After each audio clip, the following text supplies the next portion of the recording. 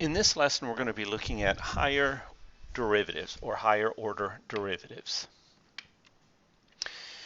If we're working with some function and it's a differentiable function, then its derivative is also a function.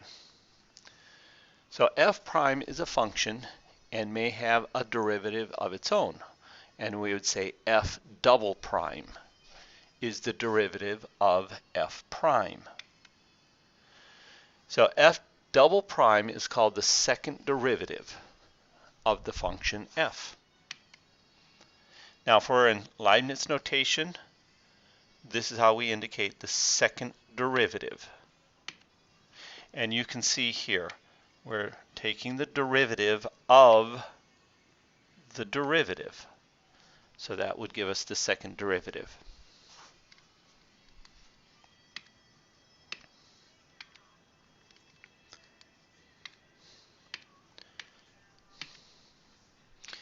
An example. If f of x equals x times the sine of x, find the second derivative, or f double prime of x. Well, we see that we would have to use the product rule. So we would have the first times the derivative of the second plus the second times the derivative of the first. And so that would be our first derivative.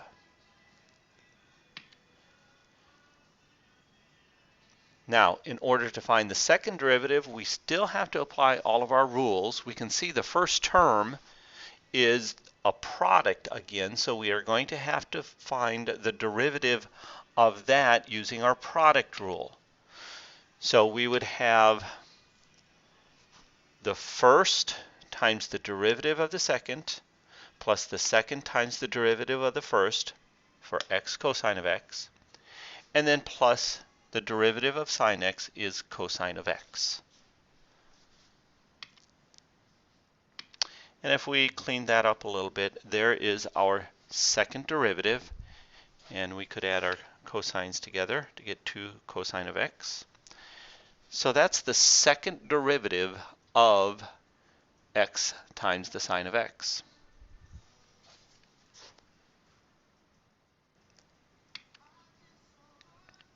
Now, if we interpreted the second derivative, that would be the rate of change of the rate of change, because if we look at the original function, the derivative of a function is called the rate of change.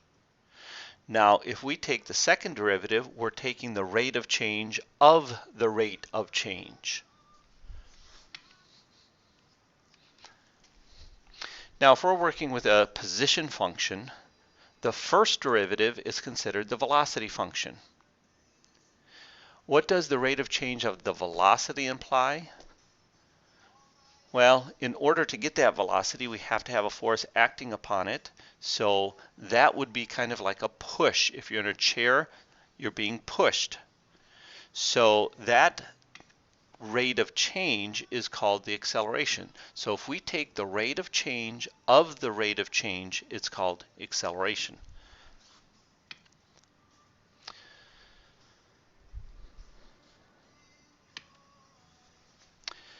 Here, this is indicating if s of t is a position function, then s prime of t is our velocity function.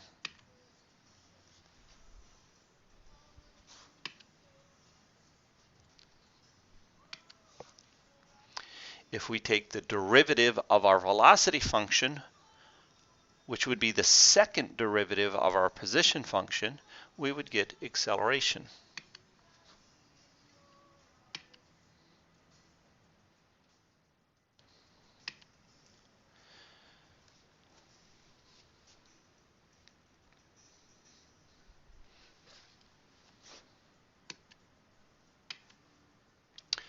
The position of a particle is given by this equation. There we have a position function where t is measured in seconds and x in meters. So find the acceleration at time t. What is the acceleration at 4 seconds? Graph the position, velocity, and acceleration function. for the interval t equals 0 to t equals 5, and when is the particle speeding up and slowing down. So for part A, to find the acceleration at time t, we would need to find the second derivative of our position function.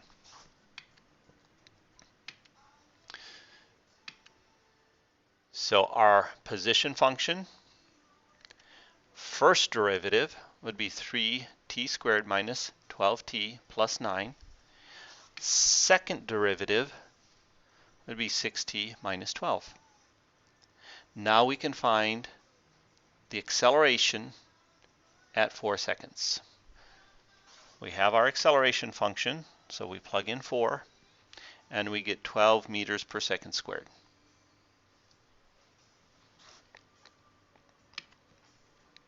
Part B, graph the position, velocity, and acceleration functions on the interval 0 to 5. So here are the three functions.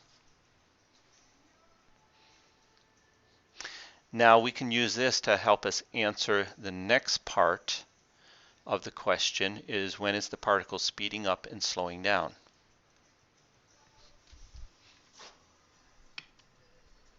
So when is the particle speeding up? When is it slowing down? Well, the particle would be speeding up. Think about yourself in a chair. If you're moving in one direction and being pushed in the same direction, you're going to be speeding up. But if you're moving in that direction and you have a force pushing against you in front of you, you're going to be slowing down. So that push is our acceleration. So if I'm pushing somebody in a chair and their velocity is going in the same direction, we're speeding up, regardless of the direction we're going. So if our velocity is positive and our acceleration is positive, we're speeding up.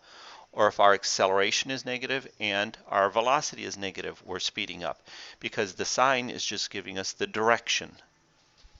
So let's take a look at our graph and see if we can determine where our velocity and acceleration have the same sign. That is when we're going to be speeding up. When the velocity and the acceleration have different signs, we're going to be slowing down. So looking at our graph, we can see that on this interval, velocity is positive and acceleration is negative. Now, since the velocity is above the x-axis, which means it's positive, we would be moving forward. But the acceleration is pushing against us because it has a negative sign. So I'm just going to indicate here, first of all, where we'd be moving forward, where we'd be moving backwards. Now I'm looking just at the velocity equation. Velocity from 0 to 1 second is above the x-axis, it's positive, so we're moving forward. Then between 1 second and 3 seconds, the velocity, the white graph, is negative below the x-axis, so we're moving backwards. And then on the interval from 3 to 5 seconds, velocity is above the x-axis, which means it's positive, we're moving forward. Now, we're comparing the velocity and the acceleration functions. Velocity is positive from 0 to 1 second, but the acceleration is negative. So we'll be slowing down since the signs are opposite. Now, velocity changes at 1 second. It's negative now. So we can see from the interval from 1 to 2 seconds, velocity is negative and acceleration is negative, so we're going to be speeding up. Every time that velocity or acceleration changes, and when one of them changes, we're going to reevaluate what's happening. So we can see at 2 seconds, the acceleration now has changed sign from negative to positive. So acceleration is positive on this interval.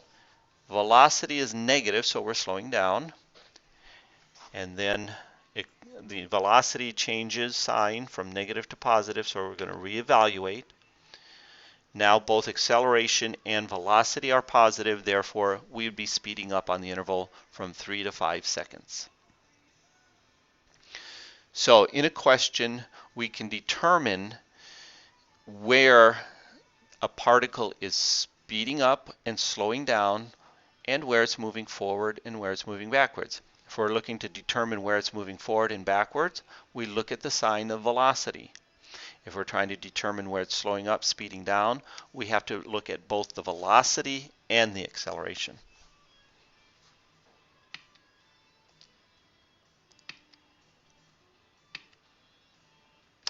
Now we can continue this process of taking a derivative. Let's say f of x represents our position function. We said the first derivative is our velocity, the second derivative is acceleration, and we actually say the third derivative is called the jerk. Think about if you're riding along in a car and all of a sudden somebody steps on the accelerator, it kind of jerks your head back. All right, so we could continue on. The fourth derivative, look at the fourth derivative. Notice the notation changes. We don't use the hash marks any longer. We are now using a numerical value.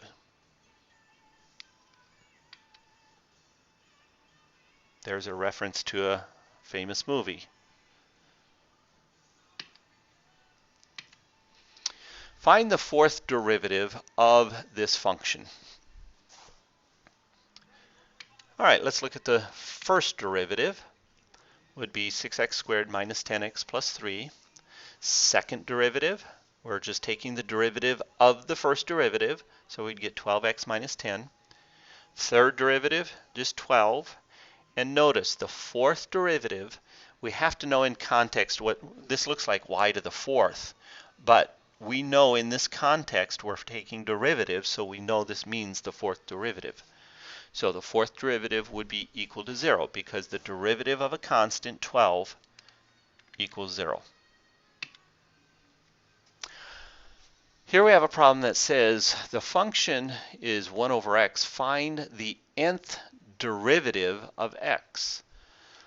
When we're asked to find the nth derivative of a function, it typically means that we're going to need to look for a pattern, and then we'll try to generalize what's going on.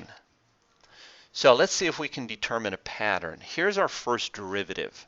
I'm sorry, this is the function. We're just rewriting it, and then we'll take our first derivative. So here's the first derivative. Remember, rewriting it as x to the negative 1 makes it easier because we don't have to use the quotient rule. We just use the power rule.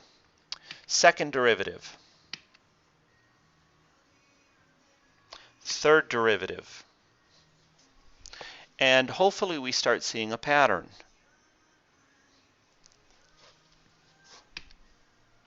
Fourth derivative.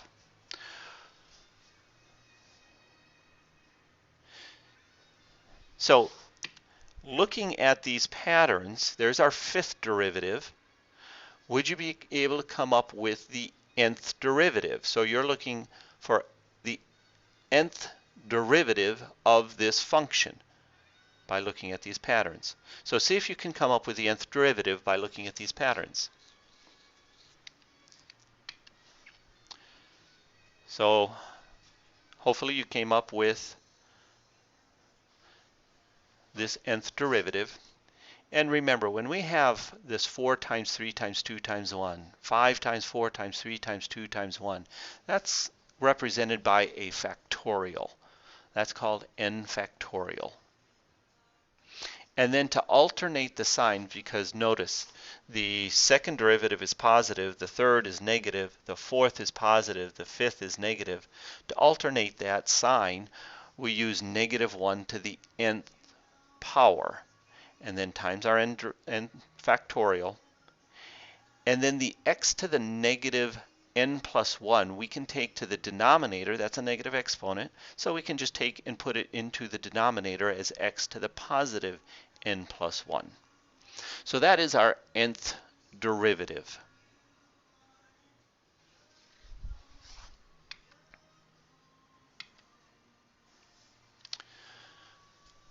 Find the second derivative if x to the fourth plus y to the fourth equals 16. Let's find the derivative implicitly. So we're not going to solve for y, we're just going to take the derivative implicitly. So taking the derivative with respect to x, we would get 4x cubed. Now remember, taking the derivative of y to the fourth with respect to x, we have to apply the chain rule. So we bring the power down in front, 4x, subtract 1 from the exponent. Now y is some function of x. So applying the chain rule, we'd have to multiply this times the derivative of the inside function. And then on the right side of the equation, the derivative of 16 is 0. Now we're going to try to isolate y prime on one side by itself. So we subtract the 4x cubed. So y prime equals, and we could reduce our 4's to get negative x cubed divided by y cubed. That's just our first derivative. Now we need to find the second derivative. So here we're going to need to apply the quotient rule. So there's our first derivative. So we're going to take the derivative of the derivative to get our second derivative. So we apply the quotient rule. The bottom function, y cubed, times the derivative of the top function, negative x cubed, minus the top times the derivative of the bottom function all over the bottom squared.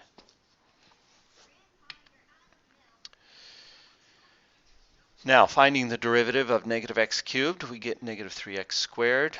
Derivative of y cubed, 3y squared times y prime. Now, what we're going to do here is we're going to replace y prime. We know y prime equals negative x cubed divided by y cubed. So we're going to replace y prime with negative x cubed divided by y cubed. And then we're going to get a common denominator in the numerator. So getting that common denominator and simplifying, we would get this. So take a few moments, make sure to go through the algebra. Now, it appears that, well, we may be finished here. Well, there is one more substitution it appears we can make. Remember the original problem? We had, for our original, it was given that x squared plus y squared equals 16. Notice right here we have x squared plus, it was, our original was x to the fourth plus y to the fourth equals 16. And I wrote x squared, so let me fix that.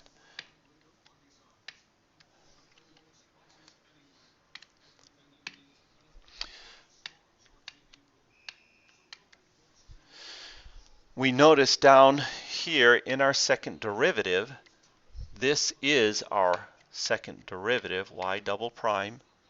We notice in our second derivative, we could replace y to the fourth plus x to the fourth with 16.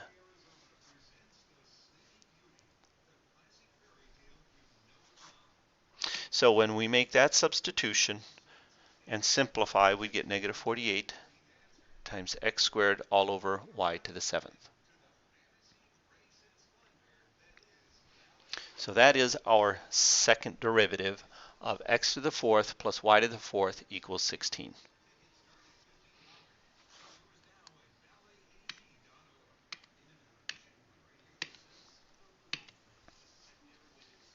Here's the graph of x to the fourth plus y to the fourth equals 16.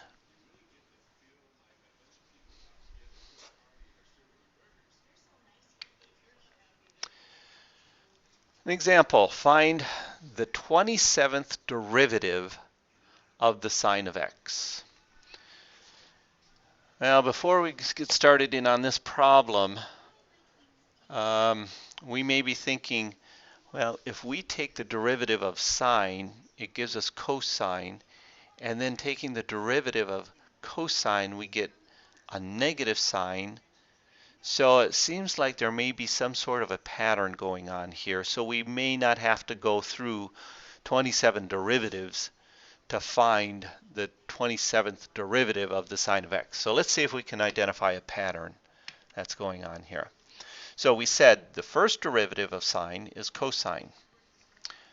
The second derivative, now we're going to be taking the derivative of cosine of x. So the derivative of cosine of x is negative sine x. So let's take the derivative of negative sine x, which would be negative cosine of x, and that would be the third derivative of the sine of x. Fourth derivative would give us back sine of x. Now this is just going to keep repeating. The fifth derivative should be the same as the first derivative. The sixth derivative should be the same as the second derivative, and so on. So with this information, we should be able to find the 27th derivative. Now there's a couple of different ways to think about this. One way is if you looked at the third derivative and said, if I have 9 groups of these third derivatives, I should be able to get back to where the 27th derivative lies.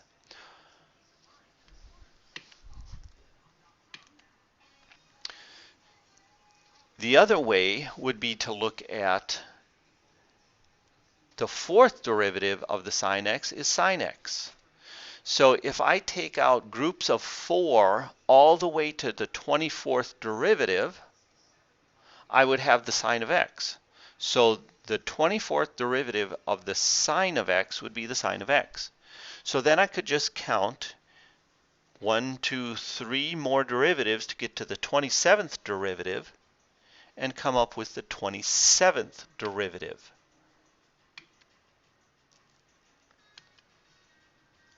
So adding 3 to the exponent, which means we would be at now the 27th derivative, we would just count 3 down from our repeating derivatives, and we would get the 27th derivative should be the negative cosine of x. So there's a couple of different ways you can think about that.